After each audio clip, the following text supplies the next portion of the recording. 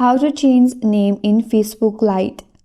Hi everyone, this is Kate and welcome back to another video.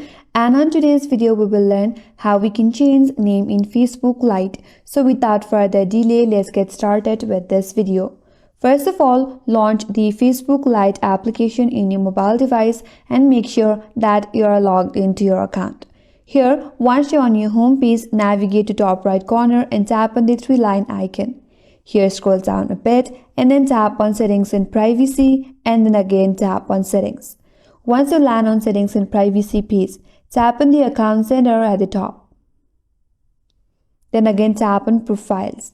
Here, select your Facebook profile. And now again tap on Name. Now, from here you can change your name. So you can remove the name that is right here and then add your preferred name. After that, you will have an option as Preview Change. Simply tap on it. And here remember, you cannot change your name again for 60 days.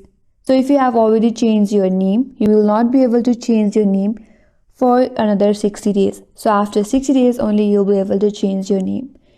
And that's how you can change name on Facebook Lite. And that's all for today's video. Hope this video was helpful, and if you're new to our channel, consider subscribing. Thanks for watching and stay tuned for more videos.